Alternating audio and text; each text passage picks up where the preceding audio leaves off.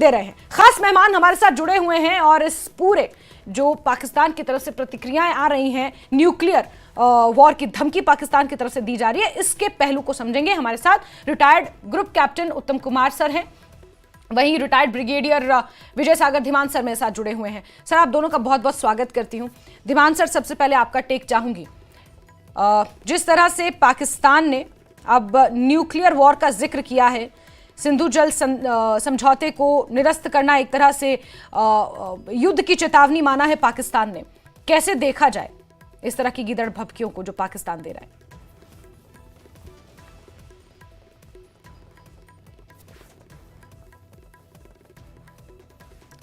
था तो उसको सीक्रेट रखा जाता था ताकि दुश्मन को पता ना चले कि हमारे पास क्या है और कहां पे हम स्ट्राइक करेंगे।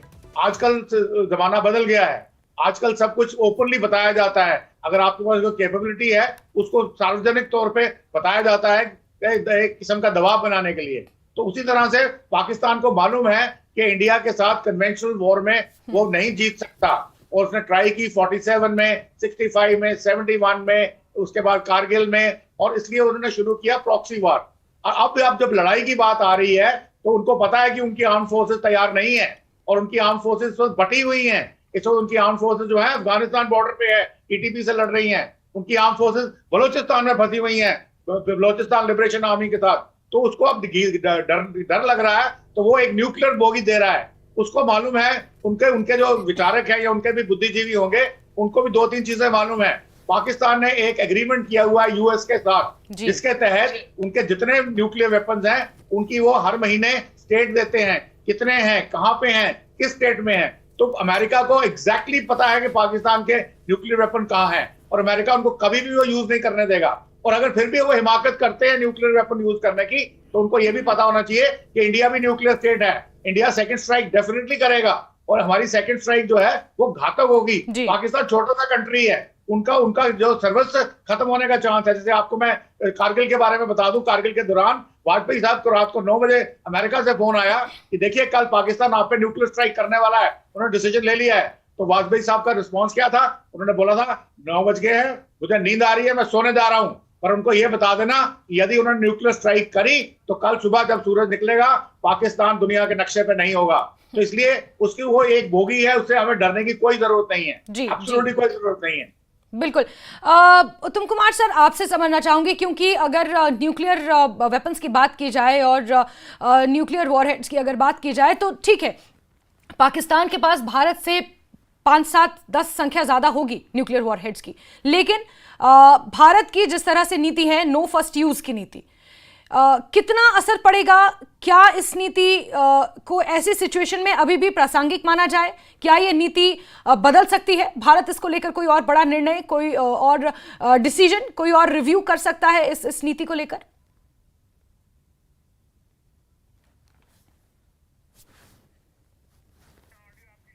सर, आपकी ऑडियो शायद म्यूट है, आप एक बार अनम्यूट करके ट्राई करें प्लीज। जी हाँ जी। भारत सरकार ने कई बार ऐसा सोचा है कि इस नीति का एक रिव्यू किया जाए, लेकिन आज की तारीख में जो हमारी स्ट्रेटेजिक फोर्स कमांड है, स्ट्रेटेजिक फोर्सेस को जो लिखित में ऑर्डर हैं वो बहुत क्लियर है कि हम पहला स्ट्राइक कभी नहीं करेंगे। और ये एक बहुत सोचा समझा डेलिब्रेट डिसीजन है जी। इसका रीजन ये है कि अगर आप न्यूक्लियर थ्रेशोल्ड को कम कर देंगे और ये डिक्लेयर कर देंगे कि हम पहले हमला कर देंगे, तो क्या होता है कि दुश्मन जो होता है, खासतौर से एक डरा हुआ या कमजोर दुश्मन, पहले ही काटने के लिए छलांग मार देगा जी। अभी जो पाकिस्तान हमें बोल रहा है कि वो हमारे ऊपर न्यूक्लियर वेपन्स का इस्तेमाल कर सकते हैं, ये महज गीदड़ भभकी भर है। लेकिन अगर हम भी बोल देंगे कि हम भी उनके ऊपर फर्स्ट स्ट्राइक में न्यूक्लियर वेपन्स का इस्तेमाल कर सकते हैं, तो कोई जैसे डरा हुआ बीमार जानवर होता है वो हमें काट लेगा, चाहे उनकी पॉलिटिकल एस्टेब्लिशमेंट हो, चाहे उनकी मिलिट्री एस्टेब्लिशमेंट हो, उनको बहुत ज्यादा इंफीरियरिटी कॉम्प्लेक्स है, हीन भावना, राइट। तो हम उनको उनके हीन भावना में ही खेलने देते हैं। हम उन पर तब हमला करेंगे जब वो पहले हम पर हमला करेंगे। जी बिल्कुल बिल्कुल बिल्कुल। धीमान सर, जिस तरह से उत्तम कुमार सर कह रहे हैं कि वो बहुत ज़्यादा इन्फीरियोरिटी कॉम्प्लेक्सेस में हैं, इसीलिए चाहे हम पाकिस्तान मीडिया के बयानों को सुने, पाकिस्तान के जो भी हुक्मरान हैं, वहाँ के रक्षा मंत्री, विदेश मंत्री, इन तमाम लोगों के बयान सुने, यहाँ तक कि बिलावल भुट्टो ने भी भाषण दिया और कहा कि सिंधु हमारा था, हमारा है, जो ये बयान सुने, इन्हें आप कैसे डिकोड करेंगे? देखिए, पाकिस्तान की जो पॉलिटी है, सिविलियन लीडरशिप है, वो दो फैमिलीज में सीमित है। एक है बेनजीर भुट्टो की फैमिली और दूसरी है नवाज शरीफ की फैमिली।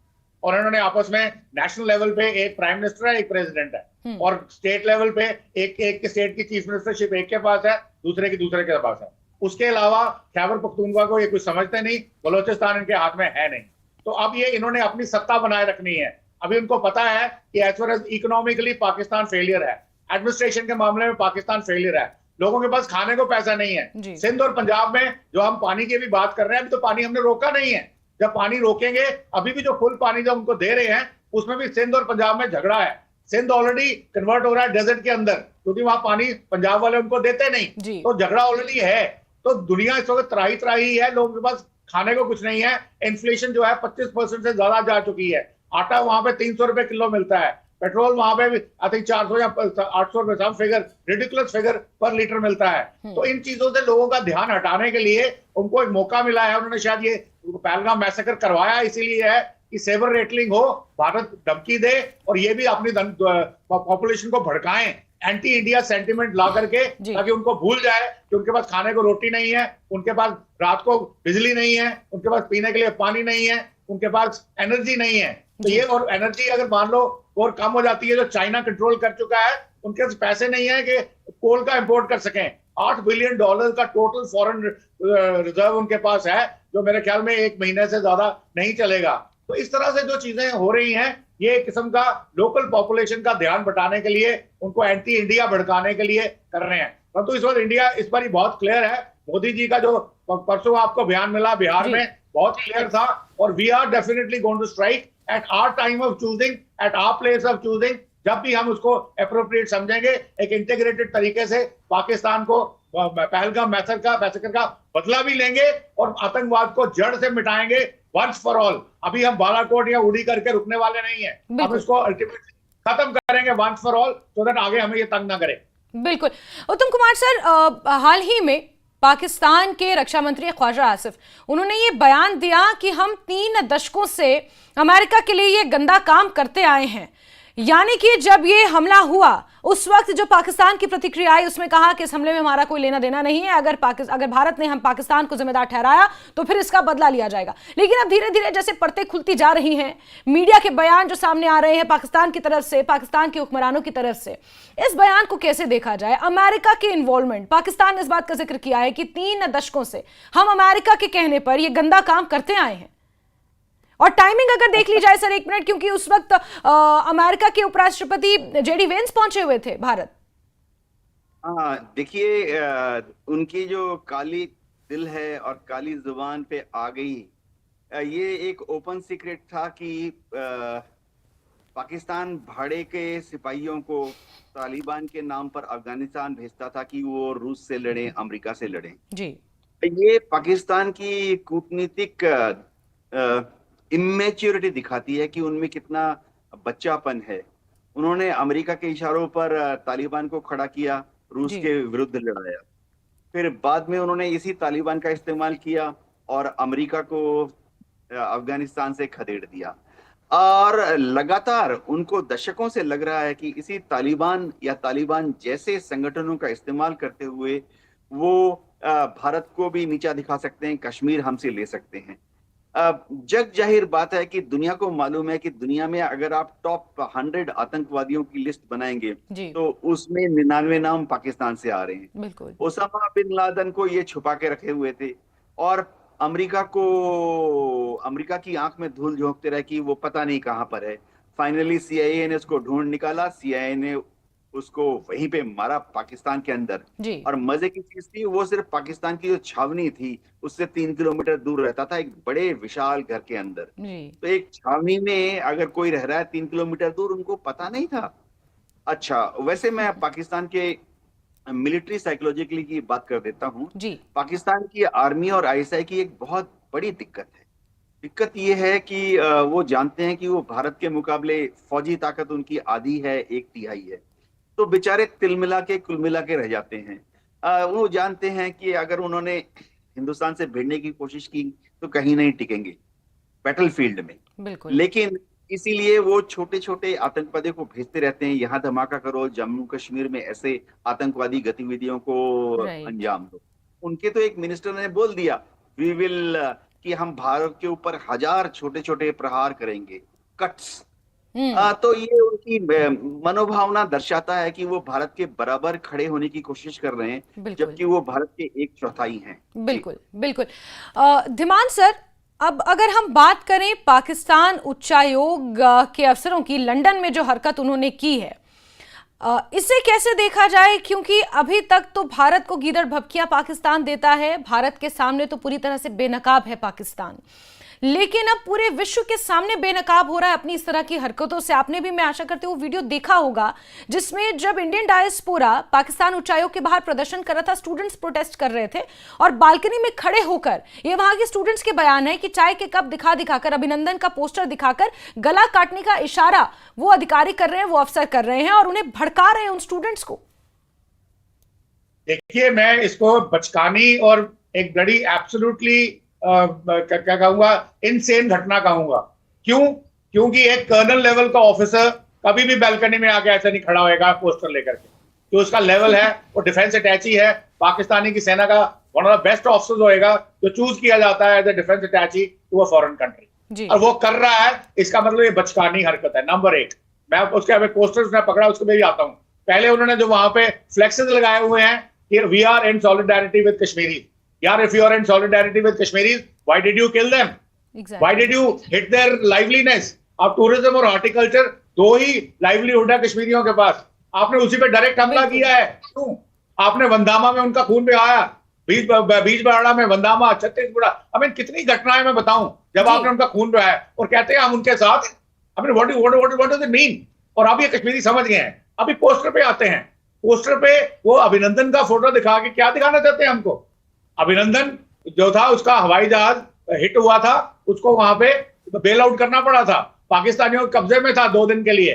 परंतु अगर आपको याद हो, जब अभिनंदन को पकड़ा गया था, भारत ने कड़ा रुख दिखाया था। और उस वक्त ऑन रिकॉर्ड है, ये पाकिस्तान की संसद में उनके एक सांसद ने बोला है कि उस दिन जो आपके फॉरेन मिनिस्टर कसूरी थे, कहते वो कांप रहे थे, उनकी टांगे कांप रही थी, उनकी आवाज कांप रही थी, और वो आके बोल रहे थे कि अभिनंदन को छोड़िए नहीं तो कल भारत अटैक कर देगा।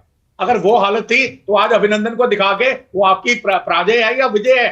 तो अपनी ही जो नाकामी को आप दुनिया को दिखा रहे हो। आपको लगता है कि आपकी पार्लियामेंट में एक सांसद खड़ा होकर स्टेटमेंट देता है, वो दुनिया को समझ में नहीं आती है। और दिमान सर, इसी चीज को लेकर रक्षा मंत्री ख्वाजा आसिफ ने एक मीडिया में बयान दिया। ये पाकिस्तानी मीडिया को बयान दे रहे थे कि जब भारत ने हमारे साथ हमारे एयर स्पेस में रेकी करने की कोशिश की थी तो अभिनंदन के साथ क्या हुआ था भारत को याद कर लेना चाहिए। वेरी आयरॉनिक कि पाकिस्तान इस बात को अपनी उपलब्धि मानता है।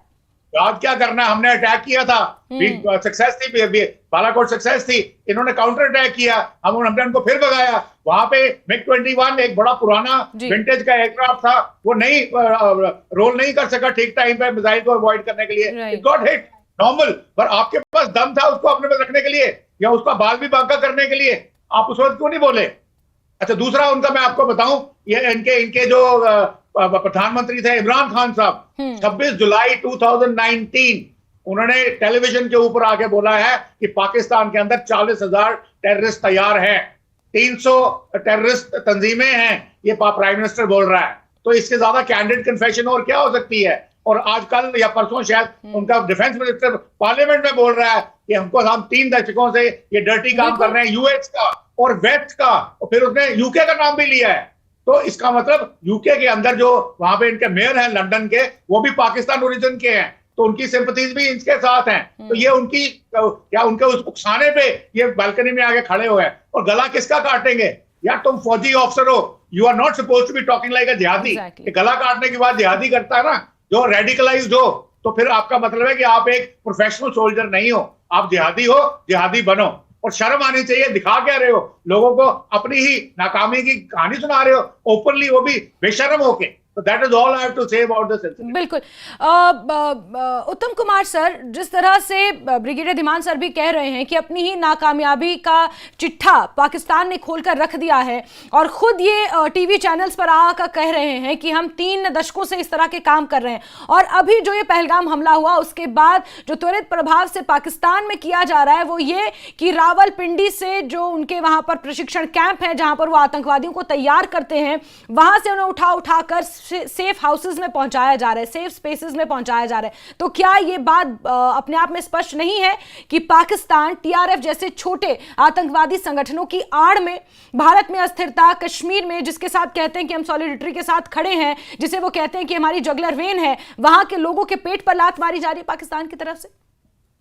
जस्मीन, पाकिस्तान एक ऐसा मुल्क है जो कि कायरतापूर्ण लोगों से भरा हुआ है, चाहे इनकी टॉप पॉलिटिकल लीडरशिप हो, ब्यूरोक्रेट्स हो, कूटनीतिज्ञ हो, विदेश विभाग के उनके टॉप अफसरान हो, और सबसे बड़ी बात है चाहे उनकी आर्मी नेवी के बड़े बड़े अफसरान हो ये रहा है कि वो कश्मीर के लोगों को गुमराह करने की कोशिश कर रहे हैं, ये सोच के कि कश्मीर के लोग गुमराह हो जाएंगे और भारत के विरोध में खड़े हो जाएंगे जी। लेकिन उनकी उम्मीदों पर बार बार पानी फिर जाता है। हमने 1965 की लड़ाई लड़ी, 1971 की लड़ाई लड़ी, कारगिल 1999 में हुआ, उसके बाद पार्लियामेंट पर अटैक हुआ। अच्छी बात है कि हर मौके पे कश्मीर की आम आवाम ने हमारा साथ दिया। हाँ जस्मीन, मैं ये बात मानता हूं, मैं कश्मीर में 4 साल तक था, कि कश्मीर में 100 में से 1 व्यक्ति आपको मिल जाएगा, ज्यादातर यूथ जिनकी उम्र कम होती है, 15 साल से 25 साल 35 साल तक, इनको 100 में से 1 आध को ये लोग गुमराह कर लेते हैं।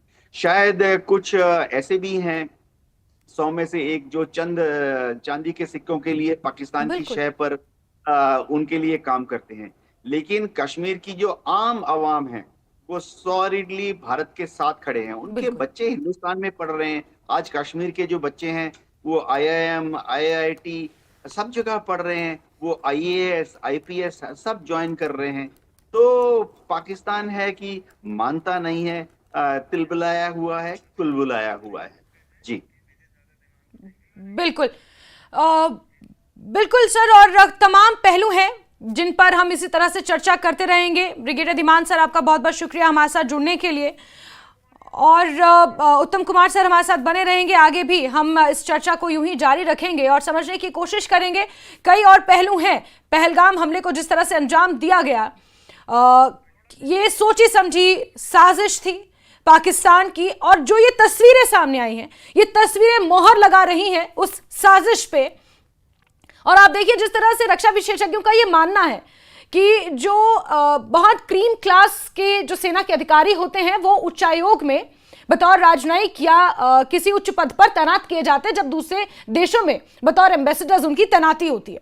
तो ये हाल है पाकिस्तान के अफसरान का, जहां इंडियन डायस्पोरा पाकिस्तान उच्चायोग के बाहर प्रदर्शन कर रहा था, तो वहां पर बालकनी में खड़े होकर ये टॉप क्लास ऑफिसर्स हैं जो पाकिस्तान ने लंदन भेजे हैं ताकि वो पाकिस्तान को लंदन में रिप्रेजेंट कर सकें।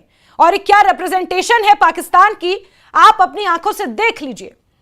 ये पाकिस्तान के हुक्मरानों का, पाकिस्तान के सेना के आला अफसरानों का हाल है, जो पोस्टर लहरा रहे हैं और गला काटने का इशारा कर रहे हैं उन बच्चों को, उन लोगों को, भारतीय समुदाय के उन लोगों को जो पहलगाम में जिस तरह से आतंकवादी हमला हुआ उसके विरोध में प्रदर्शन कर रहे थे पाकिस्तान उच्चायोग के बाहर।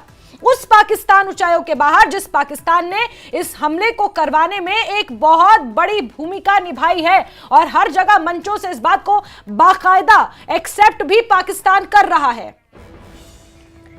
और इस बीच एक और खास मेहमान हमारे साथ जुड़ गए हैं, रिटायर्ड मेजर जनरल पीके सहगल साहब हमारे साथ जुड़े हैं। सहगल साहब, मैं आपका भी बहुत बहुत स्वागत करती हूँ। ग्रुप कैप्टन उत्तम कुमार सर हमारे साथ पहले से ही बने हुए हैं।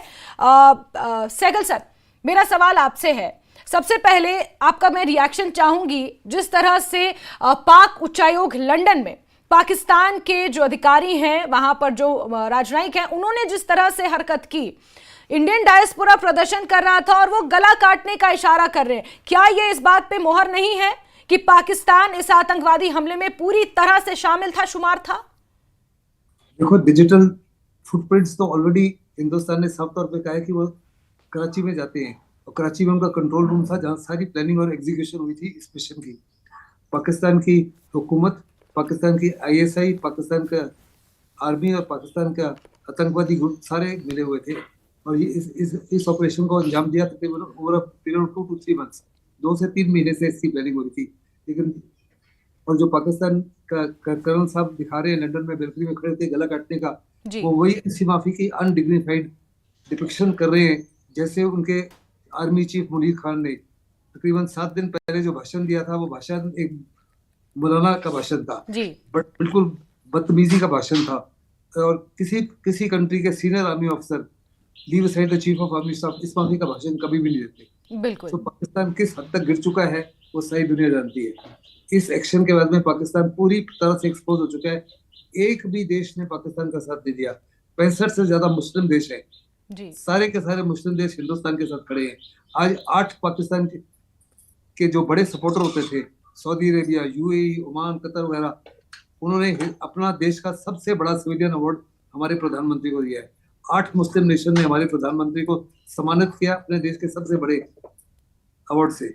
बिल्कुल। फिर पाकिस्तान को बहुत जबरदस्त धक्का लगा है कि जब तालिबान जो अफगानिस्तान में है, तालिबान सरकार जिसको उन्होंने खुद बैठाया था, उन्होंने भी इसको बहुत बड़े पैमाने पर कंडेम किया और कहा कि हम हर प्रकार से हिंदुस्तान की मदद करना चाहते हैं इस समय, अगर वो हमारी सहायता चाहते हैं। और यूनस जो बांग्लादेश में जिसको पाकिस्तान मूव करना चाहता था जी। उनको हवाई जहाज बेचना चाहता था, उनको बख्तरबंद गाड़ियां देना चाहता था, उनको टैंक देना चाहता था, चिकन नेक एरिया में के नजदीक चाइना की मदद से एक एयरबेस बनाना चाहता था। उन्होंने भी कहा है कि वो इस हमले के बिल्कुल खिलाफ है। बिल्कुल। हमारे प्रधानमंत्री ने साफ तौर पे कहा कि पाकिस्तान की कोशिश थी हिंदू मुस्लिम को डिवाइड करने के लिए, लेकिन उल्टा रिजल्ट हुआ, पूरा देश यूनाइटेड हो गया। बिल्कुल। पहली बार ये कि 10 साल में सारे के सारे पॉलिटिकल पार्टीज एकजुट होकर सरकार के पीछे खड़े हैं। उन्होंने सरकार को कहा आप जो भी फैसला लेंगे बिल्कुल हम आपको आपके साथ खड़े हैं। और पूरा कश्मीर में जबरदस्त गुस्सा है, पूरे कश्मीर का आवाम हिंदुस्तान के साथ खड़ा हो। बिल्कुल बिल्कुल। तो सहगल सर क्या हम ये कह सकते हैं कि इस हमले ये जो हमला किया गया पहलगाम आतंकी हमला, ये पहलगाम से शुरुआत इसकी नहीं हुई थी, इसकी शुरुआत हुई मेजर जनरल आसिफ मुनीर हैं उनके बयान से। जिस तरह से उन्होंने वहां पर एक बयान दिया कि हमें कुछ भी करना पड़े कश्मीर को अपने साथ मिलाने के लिए हम करेंगे और कश्मीर हमारी जगलर वेन है, हम कभी भी हेरोइक स्ट्रगल में अपने कश्मीरी भाइयों को नहीं रहने देंगे। इस तरह की जो उन्होंने तमाम बातें कही, इस हमले की शुरुआत वहीं से हुई। इसमें किसी प्रकार का कोई शक नहीं। इसीलिए आज पूरी की पूरी दुनिया जो है हिंदुस्तान का साथ दे रही है। एक भी देश पाकिस्तान के पक्ष में खड़ा नहीं हुआ। जहां तक का उसका जो बहुत करीबी देश है, जो साफ तौर पे कहता है कि उनके ताल्लुकात is higher than the Himalayas and deeper than the oceans, उन्होंने भी या तो चुप्पी थानी हुई है या पाकिस्तान का समर्थन नहीं किया। बिल्कुल। पहले 24 घंटे में उनकी तरफ से कोई स्टेटमेंट नहीं आई। 24 घंटे का उनकी स्टेटमेंट आई है जिन्होंने उसको इस एक्ट को कंडेम नहीं किया, ना ही पाकिस्तान का नाम लिया है, लेकिन क्या है जो इस माफी का कत्लेआम का इमेजेस नजर आई हैं उससे हम बिल्कुल सहमत नहीं है। और ये जो है इस माफी की कार्रवाई बिल्कुल नहीं होनी चाहिए थी। बिल्कुल। साथ ही साथ जो बलूच लिबरेशन आर्मी है और तरीके तालिबान पाकिस्तान है, इस स्थिति का फायदा उठा के पाकिस्तान के ऊपर हमले करने शुरू कर दिए। आज ही उन्होंने सुबह एक हमला किया जिसमें 10 पाकिस्तान के सैनिक मारे गए और बड़े पैमाने पर पाकिस्तान अपनी ही क्या कहते हैं अपनी करतूतों में फंस गया है। बिल्कुल। उसके नॉर्थ में बलूचिस्तान लिबरेशन आर्मी है, उसके क्या कहते हैं ईस्ट में या उसके वेस्ट में तरीके तालिबान पाकिस्तान है और तालिबान है, और इस तरफ हिंदुस्तान है। उसकी फोर्सेस कंप्लीटली डिसिपेट हो गई है, डाइवर्ट हो गई है। पाकिस्तान में जबरदस्त इस समय नर्वसनेस है क्योंकि उनको साफ तौर पे मालूम है हिंदुस्तान हमला करेगा, लेकिन कहाँ करेगा, किस तरह से करेगा वो मालूम नहीं। बिल्कुल बिल्कुल। तो ये पक्का यकीन है कि हिंदुस्तान जो है इस बारी टेररिस्ट ट्रेनिंग कैंप्स के ऊपर या लॉन्च पैड्स के ऊपर हमला नहीं करेगा। उनको वहां से हटा लिया गया है। हर 24 घंटे में उनको रीलोकेट किया जा रहा है। अगर हम टेररिस्ट ट्रेनिंग कैंप्स या उनके लॉन्च पैड्स के ऊपर हमला करेंगे तो will be hitting only thin air. बिल्कुल हमला करेंगे तो बिल्कुल। अब किस तरह से सहगल साहब भारत रिटेलिएट करेगा, ये भारत ही डिसाइड करेगा और भारत का ही समय होगा, भारत की ही जगह होगी और भारत रिटेलिएट तो जरूर करेगा। लेकिन शुरुआत हो चुकी है सिंधु जल संधि को निरस्त करने के साथ और यही कारण है कि पाकिस्तान लगातार बौखलाया हुआ है और इतना बौखलाया हुआ है कि न्यूक्लियर हमले तक की धमकियां दे रहा है, गीदड़ भभकियां दे रहा है। उत्तम कुमार सर, आपने इससे पहले जिक्र किया था कि 100 में से एक शख्स ऐसा हो सकता है कश्मीर का जो रेडिकलाइज हो जाए चंद चांदी के सिक्कों के लिए। जो अभी आतंकवादी जिनके घर ढेर किए गए हैं कुलगाम में, पहलगाम में, त्राल में, बिजबहरा में, वो कहीं ना कहीं कश्मीरी ही थे, डोमेस्टिक टेररिस्ट थे। बड़ा दुख हो रहा है ये सोचते हुए, ये कहते हुए कि कश्मीर में ही पैदा हुए, कश्मीर की ही सरजमी पर इन्होंने ये जवान हुए, बड़े हुए, और फिर उसके बाद इस तरह के टीआरएफ जैसे आतंकी संगठनों का इन्होंने साथ दिया और अपने ही कश्मीरी भाई बहनों के पेट पर लात मारी पहलगाम में। कश्मीर में हो ये रहा है कि पाकिस्तान स्पॉन्सर्ड अलग अलग छोटे छोटे धार्मिक गुरु हैं। ये छोटे छोटे बच्चों को बचपन से ही अलग अलग मदरसों में ये कहते रहते हैं कि हिंदू आपका दुश्मन है, हिंदुस्तान आपका दुश्मन है, आप कश्मीरी हो, कश्मीरी जो है वो सुपीरियर है, और कश्मीरियों का भाई कौन है? पाकिस्तान। इनके दिमाग में बचपन से ही डाला जाता है। ऐसे मदरसों पर कंट्रोल करना बहुत मुश्किल हो रहा है। एक और दिक्कत ये हो रही है कि वहाँ एक धार्मिक एंगल ऐसे भी आ जाता है कि जब फ्राइडे को जुमे का नमाज होता है तो दूर दराज के जो गांव हैं वहाँ जो धार्मिक स्थल हैं वहाँ पर शुक्रवार के दिन शाम को नमाज अदा करने के बाद इस तरह की गुफ्तगू बातचीत शुरू हो जाती है जी। इससे होता ये है कि कमजोर दिमाग वाले एक दो बच्चे भ्रमित हो जाते हैं। जब इनकी साइकोलॉजिकल प्रोफाइलिंग की जाती है तो देखा गया है कि ये बच्चे जिनकी उम्र 15 साल, 25 साल, 35 साल होते हैं, ये ज्यादातर लो आईक्यू के बच्चों को सिलेक्ट कर लेते हैं, आईएसआई वाले। उसके बाद ऐसे बच्चे जो कि हीन भावना से ग्रस्त हों, और ऐसे बच्चे जो कि शायद कुछ हद तक ड्रग्स पर भी निर्भर हों, और फिर इनको ही ट्रेनिंग दी जाती है, इनको ही साइकोलॉजिकली मोटिवेट किया जाता है। अब पहलगांव में जब इन्होंने टूरिस्ट पर हमला किया, उस वक्त बहुत क्लियर था कि ये जो हैं बहुत ही खूंखार आतंकवादियों की तरह से बिहेव कर रहे थे। इसका बड़ा कारण ये है कि ऐसा हमला करने के थोड़े देर पहले ही इनको धर्म के नाम पर बौखला दिया जाता है, महज 2 घंटे 2 दिन पहले। और इसमें कुछ जब ये लोग पकड़े गए थे, मारे गए थे, तो जब इनके किट का एनालिसिस किया गया तो उसमें साइकियाट्रिक ड्रग्स भी मिले, कैप्सूल्स, जो कि शायद पाकिस्तान की आईएसआई ने ही इनको सप्लाई किए होंगे। ऐसे कैप्सूल्स देने पर मनुष्य जो है उसकी जो साइकोलॉजिकल मानव रिलेटेड भावनाएं हैं वो दब जाती हैं, और वो थोड़ा वायलेंस पर यकीन करने लगता है। उसको ये कैप्सूल खाने के बाद आधे घंटे तक ऐसा लगता है कि वही दुनिया में सबसे पावरफुल आदमी है और बाकी दुनिया उसके घुटनों पर है। तो इस तरह के अलग अलग तरीकों का इस्तेमाल करते हुए इन भ्रमित नौजवानों का बेजा इस्तेमाल कर रहे हैं। बिल्कुल बिल्कुल। सहगल साहब, आप इस बात को कितना मानते हैं जो उत्तम कुमार सर कह रहे हैं? ये सुनने के लिए तो एकदम किसी फिल्मी कहानी सा है, लेकिन कहीं ना कहीं ये सच है, ये हकीकत है, और पहलगाम में हम इसका उदाहरण भी देख चुके हैं सर। इसमें किसी प्रकार का कोई शक नहीं। पाकिस्तान जो है आज जो है पढ़े लिखों को भी, इंजीनियर्स को भी, हाईली क्वालिफाइड लोगों को भी अपने साथ जोड़ने की कोशिश कर रहा है पैसे के दम पर, और उनको इतना ज्यादा ब्रेन वॉश करता है कि वो अपनी बुद्धि को और अपने संतुलन को, अपने संयम को खो बैठते हैं। उनको ये नहीं पता लगता कि सही क्या है और गलत क्या है, और वास्तव में वो पाकिस्तान के पिट्ठू बन जाते हैं और पाकिस्तान के इशारे के ऊपर वो तमाम कार्रवाई करते हैं। जहाँ भी जो लोकल टेररिस्ट थे वो साफ तौर पर पाकिस्तान के इशारे के ऊपर ही इस माफी की कार्रवाई कर रहे थे अपने ही देशवासियों के खिलाफ। लेकिन उनको साफ तौर पर चुन चुन के मारा उन लोगों को जो कश्मीरी नहीं है। एक गलती से कश्मीरी मारा गया जो पूरी ड्राइवर था जी, जिसने एक औरत को बचाने की कोशिश की और उसको शूट कर दिया।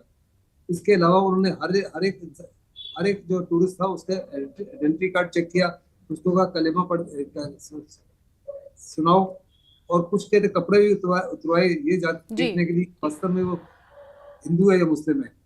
हमारे प्रधानमंत्री ने साफ तौर पे कहा कि उन्होंने हिंदुस्तान की आत्मा के ऊपर हमला किया, और ये आत्मा के ऊपर हमला करने वाले वही हो सकते हैं दरिंदे जो वास्तव में उनका दिमाग हर प्रकार से भ्रष्ट हो चुका है, चाहे वो पाकिस्तान के पैसे की वजह से हुआ है या इतना ज्यादा उनको ब्रेन वॉश का मतलब ही होता है कि आपकी जो है बुद्धि में जो आपके असली नॉलेज है उसको ट्रांसप्लांट करके बिल्कुल गलत इंफॉर्मेशन भर दी जाती है और उसी की तरह बिल्कुल वही प्रोसेस जो उत्तम कुमार सर ने कहा कि कुछ साइकोलॉजिकल कमजोर बच्चे, कमजोर दिमाग के बच्चों को शुरू से ही ये फीड करना वो शुरू कर देते हैं और यही कारण है कि बड़े बड़े होकर कहीं ना कहीं वो पूरी तरह से रेडिकलाइज हो जाते हैं। फिर इस तरह की हरकत करवाना उनसे शायद बहुत बड़ा चैलेंज इस तरह आतंकवादी संगठनों के लिए नहीं होता।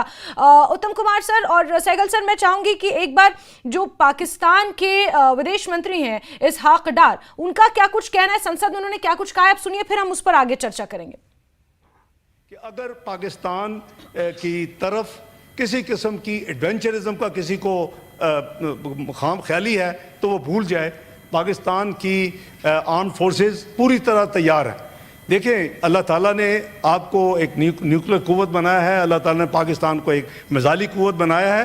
तो मैं समझता हूँ कि अल्लाह के फजल करम से अगर खुदा न खास्ता किसी ने हमारी तरफ को मैली आंख से कोई कोशिश की तो उसको जवाब उसी तरह मिलेगा जैसे उनको माजी में जवाब मिला था। तो ये कहना है संसद में पाकिस्तान के विदेश मंत्री का कि हमें एक मिसाइली कुव्वत बनाया है।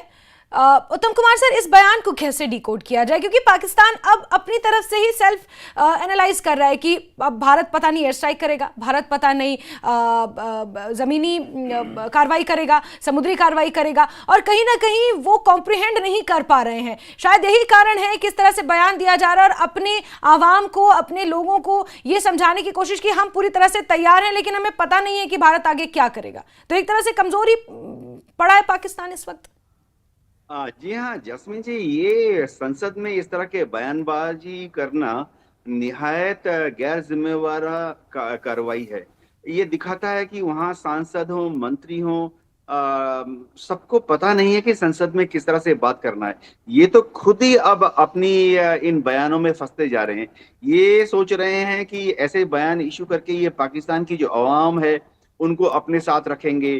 पाकिस्तान की अवाम पूछ रही है इनसे सवाल, तो ये सोच रहे हैं कि ऐसे बयान देके पाकिस्तान के जो आम आवाम है उनको उनका मोरल हाई कर रहे हैं। लेकिन फंस जाएंगे कल जब ये लोग कुछ कार्रवाई नहीं कर पाएंगे तब पाकिस्तान की अवाम इनसे उम्मीद करेगी कि कार्रवाई करो, और ये कार्रवाई नहीं कर पाएंगे, हार जाएंगे। यानी ये लोग आस्ते आस्ते खुद के बनाए हुए दलदल में फंसते जा रहे हैं, गिरते जा रहे हैं। अगर पाकिस्तान के हुक्मरान को थोड़ा सा भी कुछ आइडिया है जियोपॉलिटिक्स के बारे में तो उन्हें अपने इन बयानों को संसद में बोलना नहीं चाहिए। ऐसी डिस्कशंस या ऐसे डिक्लेरेशंस कि हम तो दुश्मन को नष्ट कर देंगे, हम न्यूक्लियर हथियार का इस्तेमाल करेंगे, ये सब बंद कमरों में ऑफ कैमरा सिर्फ टॉप 2-3 लोग जिनके पास न्यूक्लियर कमांड की चाबी होती है वो डिस्कस करते हैं। इसको अब संसद में बोलना फिर टेलीवाइज करना, ये दिखाता है कि पाकिस्तान के जो हुक्मरान हैं उनको आज तक स्ट्रेटेजी में और टैक्टिक्स में, यानी बड़ी बड़ी चीजों पर और छोटी छोटी चीजों पर फर्क करना समझ नहीं आया। ये उनकी नासमझी को दर्शाता है।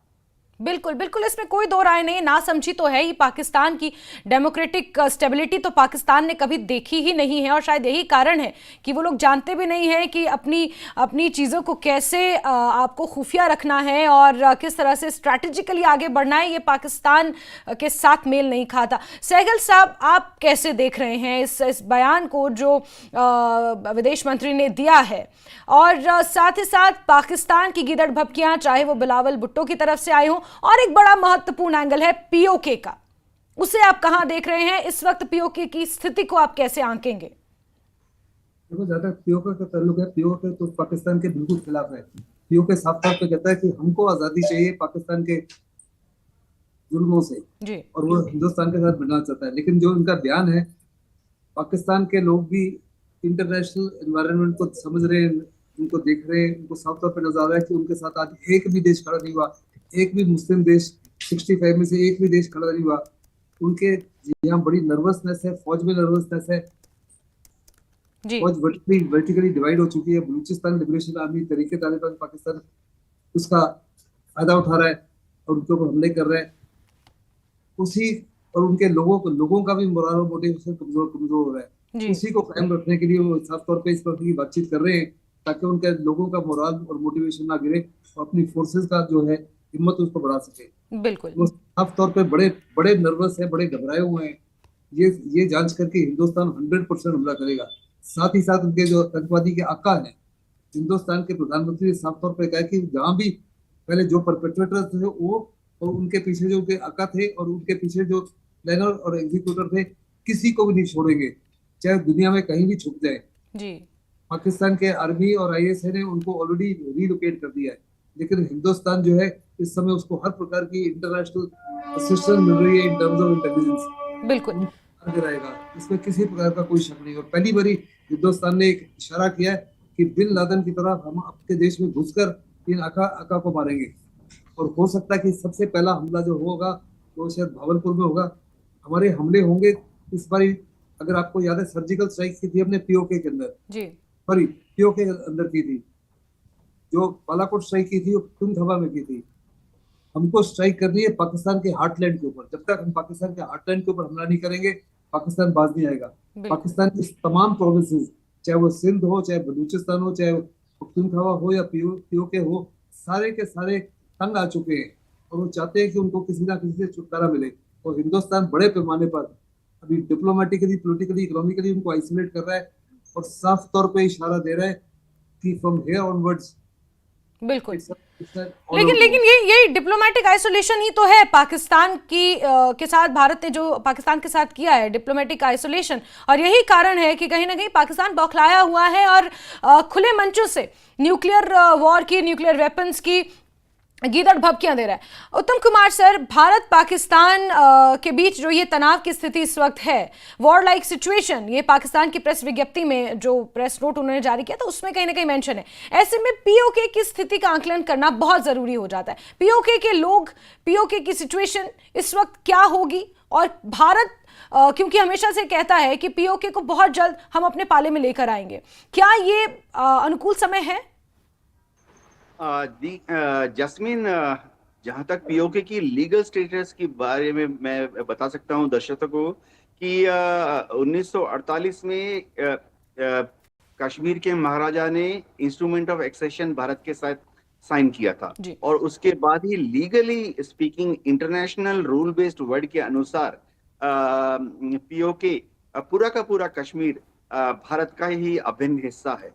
हमने पीओके के लोगों से बात की है, इंटेलिजेंस सूत्र भी बताते हैं और कश्मीर में जो लोग हैं वो भी ये बताते हैं कि पीओके के लोग जो हैं काफी त्रस्त हैं, उनको दबा के रखा हुआ है। खासतौर से पीओके में जो जितने टॉप एडमिनिस्ट्रेटिव अफसरान हैं, टॉप इंजीनियर्स हैं, ब्यूरोक्रेट्स हैं, सब ज्यादातर पंजाब के जो सुन्नी मुस्लिम हैं वो हैं। और पीओके के जो लोग हैं जब वो भारत के कश्मीर की तरफ देखते हैं तो उन्हें लगता है कि भारत के कश्मीर में उन्नति हुई है, दूर दराज के गांव तक सड़कें बन गई हैं, वाईफाई कनेक्शंस लग गए हैं, स्कूल खुल गए हैं, दूर दूर गांवों में, कस्बों में अस्पताल बन गए हैं। सबसे बड़ी बात है टूरिज्म इतना शानदार काम कर रहा था है और अभी भविष्य में भी टूरिज्म इतना बढ़िया काम करेगा भारत के कश्मीर में कि जो आम आवाम है वो खुशहाल है। होटल वाले हों, कैब वाले हों, जितने पोनी वाले हैं, सब बहुत खुशहाल हैं। अगर आप कश्मीर के दूर दूर के गांव में चले जाएंगे देखेंगे कि अब वहाँ छोटे छोटे स्मॉल स्केल इंडस्ट्रीज बनने लगे हैं। तो कश्मीर की जो आवाम है वो अपने को पावरफुल महसूस करती है। हमारा भारत का जो हिस्सा है उससे सीधा मैसेज पीओके के लोगों की तरफ जा रहा है और वो दिन दूर नहीं है जब पीओके के लोग खुद अपने बलबूते पर उठ खड़े होंगे, जलसे करेंगे और भारत के साथ, भारत के कश्मीर के साथ मिलने की कोशिश करेंगे। बिल्कुल बिल्कुल। सहगल सर, जिस तरह से इस हमले को अंजाम दिया गया है, इस हमले की अगर मॉडस ऑपरेंडी को समझें तो 2 साल पहले आपको याद होगा 1 जनवरी 2023 को ढांगरी में जो अटैक हुआ था उसमें भी इसी तरह की सिमिलर चलिए सहगल सर से दोबारा हम जुड़ते हैं, लेकिन उत्तम कुमार सर मेरे साथ जुड़े हुए हैं। उत्तम कुमार सर, मॉडस ऑपरेंडी बीते 2 सालों से सिमिलर नजर आ रही है। चाहे हम डीकेजी में देखें, श्रद्धालुओं की गाड़ी पर हमला किया गया, उसमें भी पता था कि बाहर से श्रद्धालु पहुंचे हुए हैं, दूसरे राज्यों से हैं। फिर उससे थोड़ा सा पहले जाएं तो वहां पर ढांगरी में जो अटैक हुआ, बाकायदा आधार कार्ड देखे गए और वहां पे भी धर्म के आधार पर गोलियां चलाई गई। इस बार भी पहलगाम में जो अटैक हुआ, बाकायदा पूछा गया, बाइफिकेट किया किया गया हिंदू मुस्लिम में, और फिर जो हिंदू थे उन्हें उनके सर पे गोली मार दी गई। तो अब ये मॉडस ऑपरेंडी, इसे किस तरह डिकोड किया जाए? कोशिश ये है पाकिस्तान की कि भारत के अंदर हिंदू मुस्लिम अलग हो जाएं और इसके आधार पर आपस में ही लड़ मरे, जबकि ऐसा कतई नहीं हो रहा। जामा मस्जिद में भी हमने कल देखा हिंदू संगठन और मुस्लिम संगठनों ने एक साथ मिलकर प्रदर्शन वहां पर किया। तो इस मॉडस ऑपरेंडी को आतंकवादियों की अगर समझने की कोशिश करें, डिकोड करने की कोशिश करें, तो कहीं ना कहीं ये तो पाकिस्तान के हुक्मरानों की ही भाषा है एक तरह से। जसमीन, हो ये रहा है कि पाकिस्तान जो है वो चाहता है कि भारत में दोनों जो कम्युनिटीज हैं उनके बीच में तनाव का माहौल आ जाए। इसीलिए जब जब वो हमले करता है तो वो ढूंढ ढूंढ कर जो मेजोरिटी कम्युनिटी है उनके मेंबर्स को ही मारने का प्लान बनाते हैं।